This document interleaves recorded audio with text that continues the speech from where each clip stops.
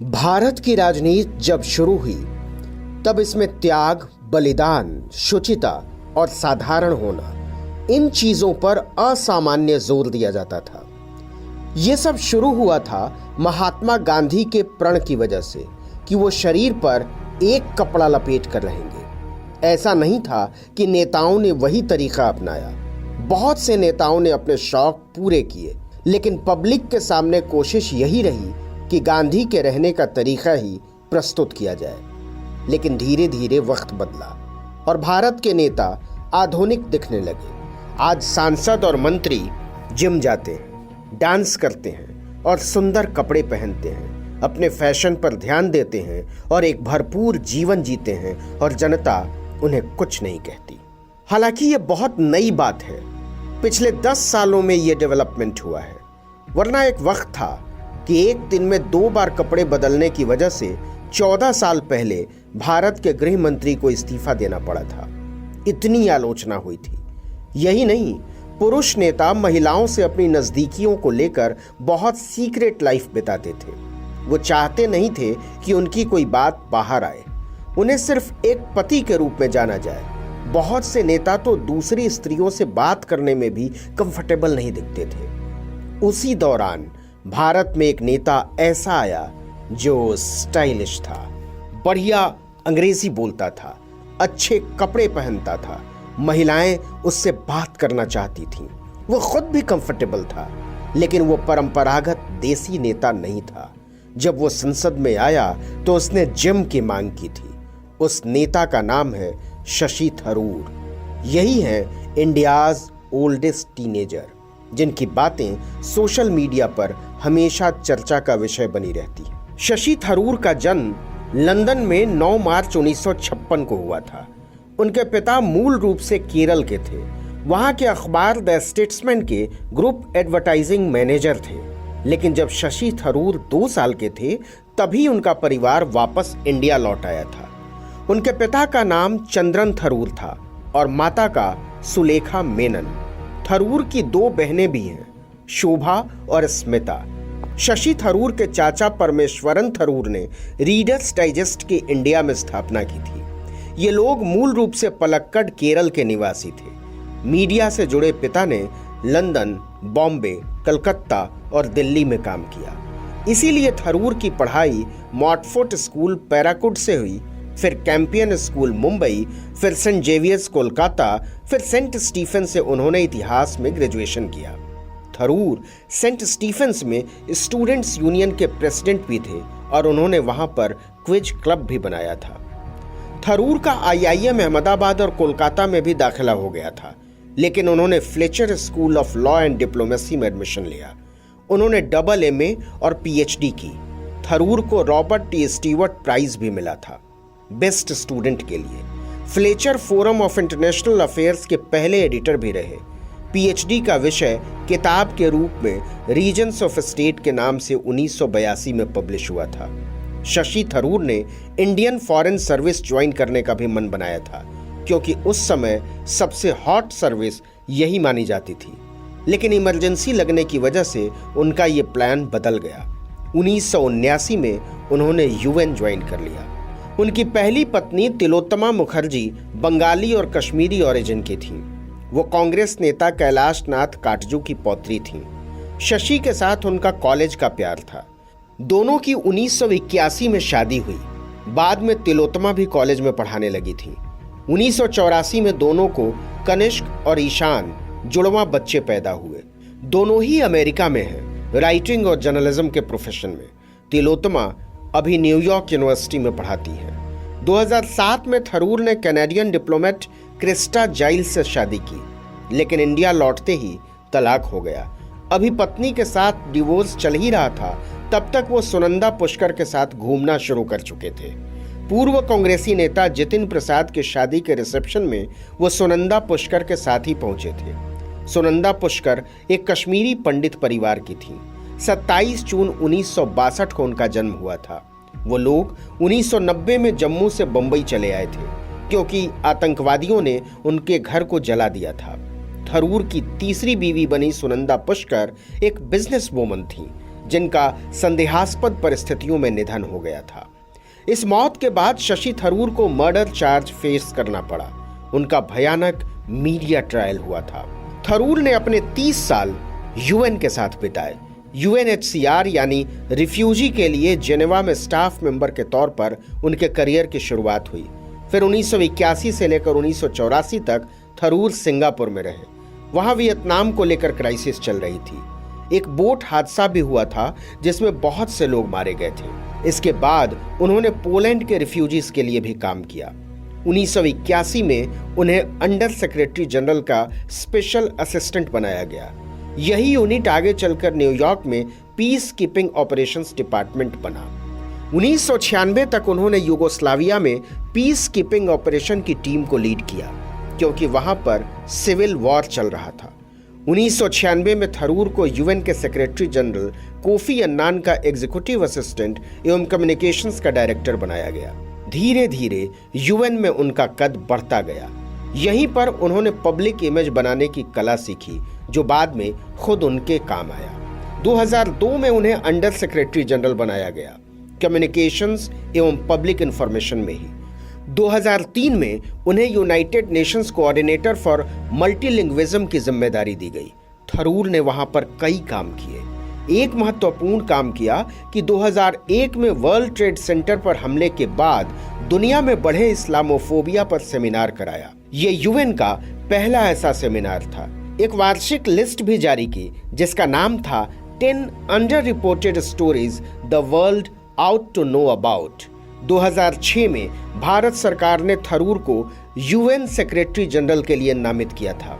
अगर वो जीतते तो 50 की उम्र में दूसरे सबसे कम उम्र के सेक्रेटरी जनरल होते। जब चुनाव हुए तो फाइनल राउंड में बान की मून को किसी भी परमानेंट मेंबर ने वीटो नहीं किया था, लेकिन शशि थरूर को अमेरिका ने वीटो कर दिया था। 2007 में थरूर ने यूएन से रिजाइन कर दिया। शशि थरूर के यूएन की उम्मीदवारी के बारे में कहा जाता है कि तत्कालीन एक्सटर्नल अफेयर्स मिनिस्ट्री का अप्रूवल नहीं था, लेकिन प्रधानमंत्री कार्यालय की तरफ से हामी थी। इसके लिए भारत ने कई पुराने डिप्लोमेट्स को लॉबिंग के लिए भेजा, लेकिन भारत अपने मित्र देश अमेरिका को ही नहीं समझा पाया। बाद में यूएस एम्बेसडर जॉन बोल्टन ने खुलासा किया था कि कोंडोलेजा राइस से निर्देश मिले थे कि उन्हें मजबूत सेक्रेटरी जनरल नहीं चाहिए। चूंकि थरूर कोफी अन्नान के साथ काम कर चुके थे, तो अमेरिका कोफी अन्नान जैसे और लोगों को नहीं चाहता था। एक रिपोर्ट आई थी कि लॉस एंजलिस में यूएससी एनेबर्ग स्कूल ऑफ कम्युनिकेशन में थरूर डीन हो सकते हैं, लेकिन थरूर उसे मना कर दुबई की एक संस्था में चेयरमैन बन गए। उस संस्था ने त्रिवेंद्रम में एक बिजनेस कम्युनिकेशन का संस्थान खोला। थरूर ने त्रिवेंद्रम के लिए अपनी जगह बनानी शुरू कर दी थी। इस बीच उनको कई अवार्ड भी मिले थे। हालांकि उन अवार्ड से हिंदुस्तानी जनता को कोई खास फर्क नहीं पड़ता है। भारत छोड़ने के लगभग 33 साल बाद थरूर वापस देश आए थे, लेकिन तब वो देश में उतने ही पॉपुलर थे जितना कि किताबों में उनका नाम था। टीवी और अखबार में उनके ऊपर बोला और लिखा जा रहा था। इसके कुछ साल पहले ही शाहरुख खान की फिल्म स्वदेश आई थी। उसमें वैज्ञानिक मोहन भार्गव नासा छोड़कर हिंदुस्तान लौट आता है।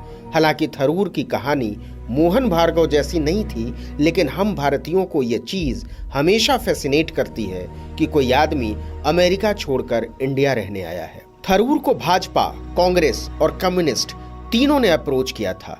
इससे साबित होता है कि थरूर की आइडियोलॉजी बहुत क्लियर नहीं थी।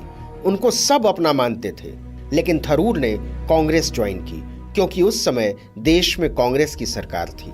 थरूर ने कांग्रेस ज्वाइन की और केरल के त्रिवेंद्रम से चुनाव लड़े। उनके बारे में यही कहा गया कि वो बाहरी हैं, लेकिन थरूर ने कहा कि मैं एक भारतीय हूं जिसने कई देशों में काम किया है। मेरे अंदर से भारत कभी गया ही नहीं। मैं गर्व से कहता हूं कि मैं हिंदू हूं, लेकिन मेरी हिंदुइज्म एक इंक्लूसिव हिंदुइज्म है।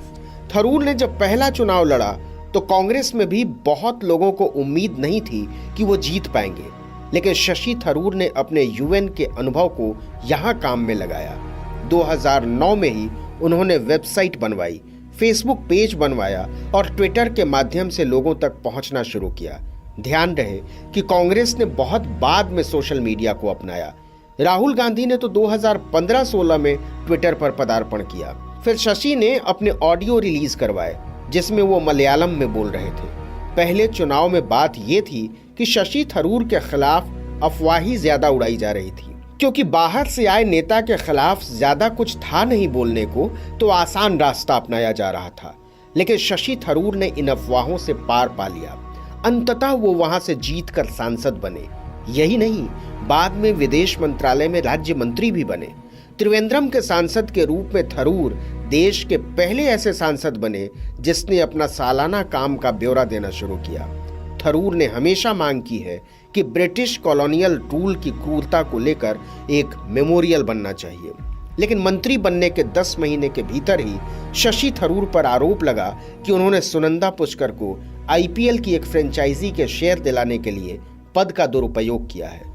थरूर ने इन आरोपों को सिरे से नकारा और अपने मंत्री पद से रिजाइन कर दिया। इससे पहले उन्होंने पार्लियामेंट में स्पीच दी और कहा कि किसी भी जांच के लिए तैयार हूं। उसके कुछ समय बाद उन्होंने सुनंदा पुष्कर से केरल के अपने पैतृक घर में शादी कर ली। इस मामले के 2 साल बाद शशि थरूर को क्लीन चिट मिली और अब की मानव संसाधन मंत्रालय में राज्य मंत्री का पद भी मिला। एक अद्भुत मौका था। 33 वर्षों से विदेश में रहा व्यक्ति वापस इंडिया आता है और जनता उसे हाथों हाथ लेती है। ऐसे देखें तो यह संभव ही नहीं है कि वो व्यक्ति चुनाव जीत जाता, क्योंकि शहर में रह रहे व्यक्ति को गांव के लोग नकार देते हैं कि ये तो जीतने के बाद आएगा ही नहीं। तो ये एक सरप्राइज था इंडियन डेमोक्रेसी के लिए, जैसा कि हमारी डेमोक्रेसी हमेशा सरप्राइज करती रही है। प्रधानमंत्री नरेंद्र मोदी ने जब स्वच्छता अभियान लॉन्च किया तो तमाम सेलिब्रिटीज के साथ उन्होंने शशि थरूर को भी नामित किया। थरूर ने पब्लिकली मोदी के इस काम की तारीफ की और बदले में उनको पार्टी के राष्ट्रीय प्रवक्ता पद से हाथ धोना पड़ा। लेकिन ये सब तो हंसी मजाक की चीजें थीं। इसके बाद जो चीज हुई उसने शशि थरूर की जिंदगी में भूचाल ला दिया। उनकी शादी तो सुनंदा पुष्कर के साथ हो गई थी, लेकिन 2015 में शशि थरूर के ट्विटर अकाउंट से कुछ ऐसे ट्वीट हुए जिसमें पाकिस्तान की पत्रकार मेहर तरार के साथ कुछ बातें थीं। शशि थरूर ने तुरंत कहा कि मेरा अकाउंट हैक हो गया है। मेहर तरार ने भी इसे नकार दिया, लेकिन सुनंदा पुष्कर ने नहीं नकारा। उन्होंने अपने ट्विटर अकाउंट से पोस्ट किया, ये औरत आईएसआई की एजेंट है और मेरे पति पर डोरे डाल रही है और मर्दों को तो अटेंशन अच्छा लगता ही है। मैंने आईपीएल में इस आदमी के अपराधों की जिम्मेदारी ले ली थी, लेकिन इस चीज को मैं बर्दाश्त नहीं करूंगी। मेहर तरार के साथ इस आदमी का अफेयर चल रहा है और मैं तलाक लूंगी। मुझे 100 देश में फ्रेंड्स है जो गर्ल्स है लेकिन मेरे ख्याल में ये जो व्यक्ति जो पता नहीं किस किस्म के बकवास बोलते रहते हैं, इसको सुनने की और सीरियसली लेने की कोई जरूरत नहीं है। मेहर तरार ने क्लियर किया कि उनका कोई अफेयर नहीं है शशि थरूर के साथ। इसके बाद शशि थरूर और सुनंदा पुष्कर ने ज्वाइंट स्टेटमेंट दिया कि वो दोनों खुश हैं अपनी शादी से। सुनंदा बीमार हैं और अस्पताल में उनका इलाज चल रहा है। लेकिन इस बात के अगले ही दिन दिल्ली के लीला होटल में सुनंदा पुष्कर की लाश मिली। शशि और सुनंदा इसी होटल में रह रहे थे, क्योंकि दिल्ली स्थित उनके घर में पेंटिंग का काम चल रहा था। जो शुरुआती खबर मिली उसके मुताबिक सुनंदा ने पूरे कपड़े पहने थे। उनके शरीर पर हिंसा का कोई निशान नहीं था, लेकिन ऑटोप्सी करने आई टीम के एक सदस्य ने कह दिया कि उनके शरीर पर हिंसा के निशान थे। मीडिया में यह खबर फैल गई कि सुनंदा के शरीर पर 15 जगह हिंसा के निशान थे। दिल्ली पुलिस ने भी शशि थरूर के साथ कड़ी पूछताछ की। अचानक मीडिया में यह खबर भी फैली कि सुनंदा की लाश के पास से ड्रग भी मिला था। इसी तरह की तमाम अन्य कहानियां भी फैलती चली गई। शशि थरूर को ऑनलाइन जनता के एक सेक्शन ने अपनी बीवी का हत्यारा मान लिया। इस बात को लेकर उन्हें बुरी तरह ट्रोल भी किया गया। सुनंदा को लेकर उन्हें लंबे समय तक ट्रोल किया गया। एक पत्रकार नलिनी सिंह ने भी कह दिया कि सुनंदा ने उन्हें बताया था कि शशि और मेहर तरार का अफेयर चल रहा था और दोनों 2013 में दुबई में 3 दिन के लिए रुके भी थे। सुब्रमण्यम स्वामी ने शशि थरूर का नाम लिए बगैर कह दिया कि सुनंदा की मौत एक वेल प्लान्ड मर्डर है। 2018 में दिल्ली पुलिस ने कांग्रेस सांसद शशि थरूर पर 3000 पन्नों की चार्जशीट में पत्नी सुनंदा पुष्कर की आत्महत्या के लिए उकसाने का आरोप लगाया था। उन पर 498A और 306 की आईपीसी धाराएं लगी थी। 2021 में शशि इन सारे आरोपों से बरी हो गए। शशि थरूर की बातों में भारत और भारतीय संस्कृति का जिक्र बहुत रहता है। थरूर अक्सर त्योहारों में परंपरागत वस्त्र पहने हुए केरल के अपने गांव में नजर आते हैं। थरूर ने एक इंटरव्यू में कहा था कि अगर अमेरिका तमाम संस्कृतियों का मेल्टिंग पॉट है तो इंडिया थाली है, जिसमें बहुत सारे व्यंजन अलग अलग कटोरों में रखे हुए हैं। हर टेस्ट अलग है और एक दूसरे से मिक्स भी नहीं होते, लेकिन रहते साथ ही हैं। एक टेड टॉक में शशि थरूर ने कहा था, भारत कोई एक एथनिसिटी या भाषा या धर्म के राष्ट्रवाद का देश नहीं है, बल्कि भारत में दुनिया की हर एथनिसिटी रहती है, हर धर्म है। हमारे संविधान में 23 ऑफिशियल भाषाएं हैं। हमारी ज्योग्राफी पहाड़ों और समुद्रों से बनी है। 1947 में यह देश टूटा, लेकिन इसका नाम इंडिया भी इंडस नदी से आता है, जो कि पाकिस्तान में बहती है। वो कहते हैं, इंडिया एक आइडिया है, एक सनातन देश जो एक पुरातन सभ्यता से निकलता है, जिसका एक इतिहास है और जो एक प्लूरलिस्ट डेमोक्रेसी से चलता है। ये 21वीं शताब्दी का भारत है, जिसके पास एक पुरानी कहानी भी है। थरूर भारत पर लगातार बोल सकते हैं। उनको भारत और भारत के राष्ट्रवाद पर बोलते हुए सुने तो आपको लगेगा ही नहीं कि वो किस पार्टी के नेता हैं। कई बार तो ऐसा लगता है कि वो भाजपा के लिए बोल रहे हैं।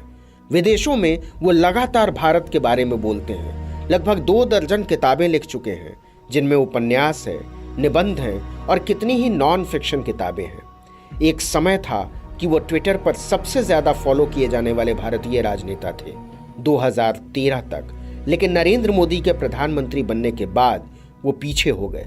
थरूर दुनिया के उन नेताओं में से एक हैं जिन्होंने सबसे पहले ट्विटर ज्वाइन किया था।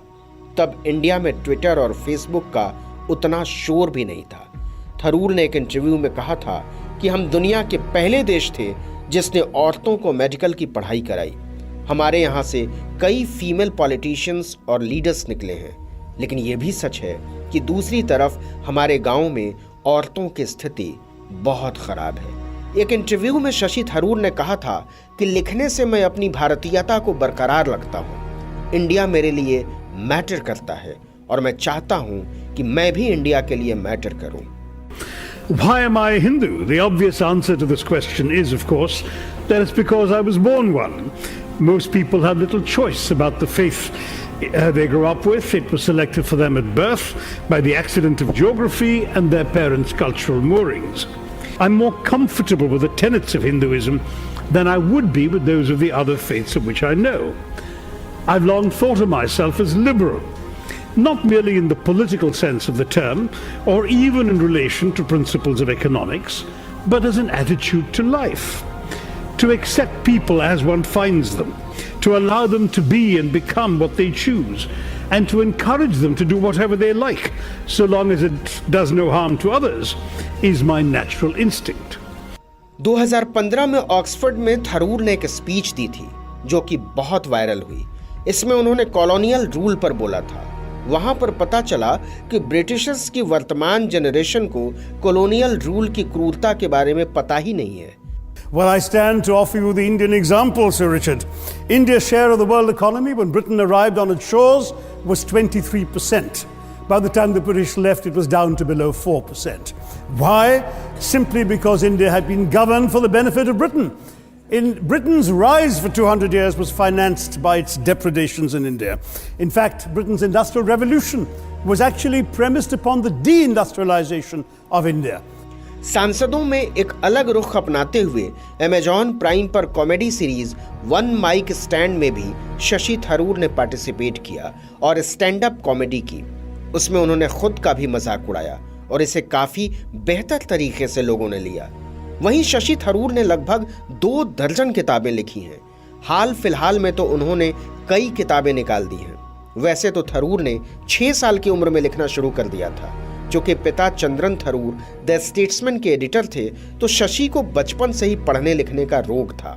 उनकी स्टोरी प्रीफेस जर्नल में छपी थी 10 साल की उम्र में। 11 साल की उम्र तक उनका एक नॉवेल स्टेट्समैन में छप चुका था। अमेरिकी राष्ट्रपति बिल क्लिंटन ने उनकी किताब India from Midnight to Millennium का जिक्र 2000 में भारतीय संसद में किया था। शशि थरूर ने अपनी किताब the elephant, the tiger and the cellphone में लिखा है कि पूरी दुनिया में यहूदियों को परेशान किया गया था, लेकिन इंडिया में कभी भी ऐसा नहीं हुआ, बल्कि 2500 साल पहले यहूदी केरल में आकर बसे थे। फिर मध्यकाल में भी बहुत से यहूदी इंडिया आए।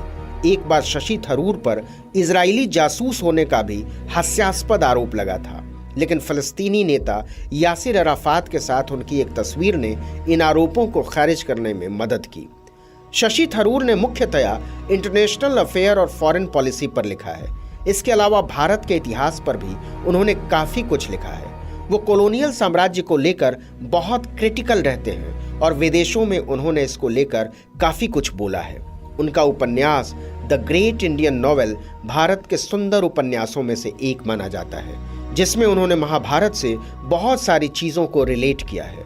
बाद में उनकी किताब एन एरा ऑफ डार्कनेस को साहित्य अकेडमी अवार्ड 2019 भी मिला था। उन्होंने कॉलोनियल युग पर कई किताबें लिखी हैं। इसमें इनग्लोरियस एम्पायर भी फेमस है। एक और किताब I why I am a Hindu, और इसे भी काफी प्रशंसा मिली।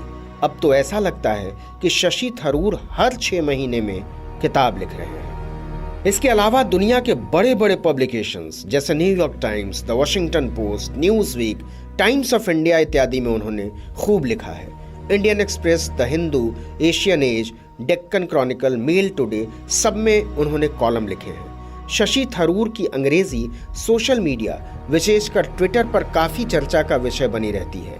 टाइम टू टाइम शशि कुछ ऐसे शब्द ट्वीट करते हैं जो काफी बड़े होते हैं और काफी कठिन होते हैं, लेकिन उनका इस्तेमाल बहुत होता है। उनके ट्वीट के बाद भारतीय युवा उसे लेकर कई दिनों तक खेलते रहते हैं। अपनी एक किताब का प्रमोशन करते हुए शशि ने ट्वीट किया था, my new book the paradoxical prime minister is more than just a 400-पेज एक्सरसाइज इन फ्लॉक्सीनोसिने हिलीपिलिफिकेशन। 2019 में सोशल मीडिया पर बड़ी मांग उठी थी कि थरूर को कांग्रेस का प्रधानमंत्री नॉमिनी बनना चाहिए। उनको खुद मना करना पड़ा था कि ऐसी कोई बात नहीं है। होमोसेक्सुअलिटी से जुड़ी आईपीसी की धारा 377 के भी खिलाफ उन्होंने बड़ा काम किया था, लेकिन संसद में वो पारित नहीं हो पाया।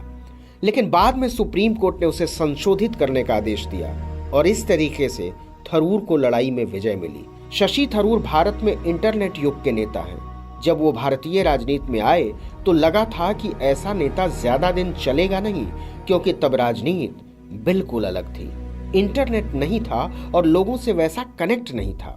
तब नेताओं को भी अपनी पुरानी राजनीति अच्छी लगती थी। लेकिन इंटरनेट युग के बाद भारतीय नेता भी युवाओं से जुड़ गए और उसी हिसाब से अपनी बातें और व्यक्तित्व भी बना लिया। आज के युवाओं की पहली पसंद है शशि थरूर। टीनेजर्स उनको खुद की तरह देखते हैं। भारत में जहां जनरेशन गैप एक बड़ा मुद्दा रहा है, वहां पर एक सांसद के साथ अगर इतने सारे युवा खुद को कनेक्ट करते हैं तो ये बड़ी उपलब्धि है। इस युग के लिए शशि थरूर एक अग्रणी नेता के तौर पर हमेशा याद किए जाएंगे। देश और दुनिया भर के नेताओं की इस यात्रा के साक्षी बने हर एपिसोड में सभी प्रमुख पॉडकास्ट स्ट्रीमिंग वेबसाइट्स पर, जियो सावन, गाना, एप्पल, आईट्यून्स और स्पॉटिफाई पर।